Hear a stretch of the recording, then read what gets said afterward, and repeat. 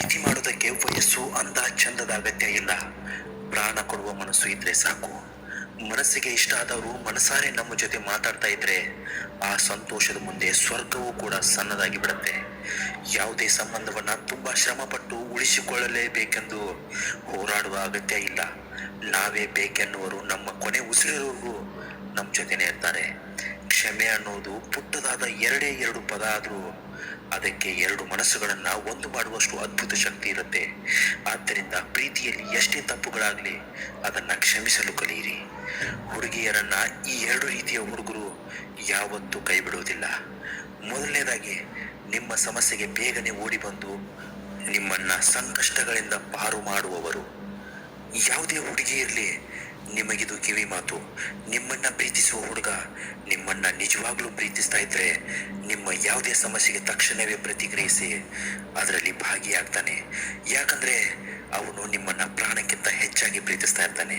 ಇನ್ನು ಎರಡನೇದಾಗಿ, ತಾನು ಕಷ್ಟದಲ್ಲಿದ್ರೂ ನಿಮ್ಮನ್ನು ಸದಾ ಸಂತೋಷವಾಗಿರ್ಬೇಕೆಂದು ಬಯಸುತ್ತಾನೆ.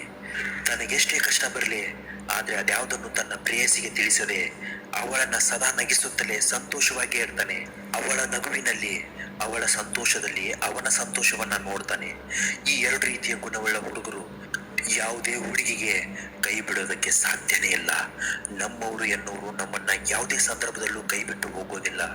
ನಮ್ಮವರಂತೆ ನಟಿಸುವವರು ಬಿಟ್ಟು ಹೋಗಲು ಕಾರಣ ಮತ್ತು ಅವಕಾಶವನ್ನ ಮಾತ್ರ ಹುಡುಕ್ತಾ ಇರ್ತಾರೆ. ಜೋರಾಗಿ ಮಾತನಾಡುವವರೆಲ್ಲ ಕೆಟ್ಟವರಲ್ಲ, ಕಣ್ಮುಂದೆ ಇರುವವರೆಲ್ಲ ಸತ್ಯವಂತರಲ್ಲ.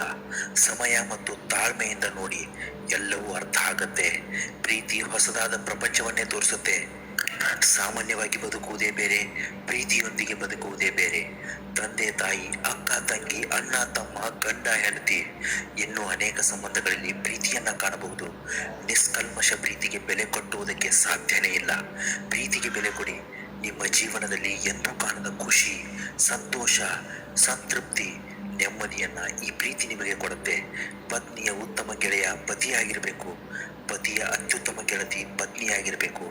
ಆಗ ಮಾತ್ರ ಬದುಕು ಸುಂದರವೆನಿಸುತ್ತೆ. ಇನ್ನೊಬ್ಬರ ಬಾಳಿಗೆ ಕೊಂಚವಾದರೂ ಸುಖ, ಸಂತೋಷ, ನೆಮ್ಮದಿಗಳನ್ನ ನೀಡಲು ನಾವೇನು ಶ್ರೀಮಂತರಾಗಬೇಕಿಲ್ಲ. ಒಂದೆರಡು ಒಳ್ಳೆಯ ಮಾತುಗಳ ಮೂಲಕ ಸ್ಪಂದಿಸುವ ಸೌಜನ್ಯವಿದ್ರೆ ಸಾಕು. ಮತ್ತೊಂದು ಕಂಟೆಂಟ್ನ ತಗೊಂಡು ನಾಳೆ ನಿಮ್ಮಲ್ಲಿ ತಪ್ಪದೇ ಹಾಜರಾಗಿರ್ತೀನಿ. ಚಾನಲ್ನ ಸಬ್ಸ್ಕ್ರೈಬ್ ಮಾಡಿಲ್ಲ ಅಂದ್ರೆ ದಯವಿಟ್ಟು ಸಬ್ಸ್ಕ್ರೈಬ್ ಮಾಡ್ಕೊಳ್ಳಿ. ನಮಸ್ಕಾರ, ಎಲ್ರಿಗೂ ಒಳ್ಳೆಯದಾಗಲಿ.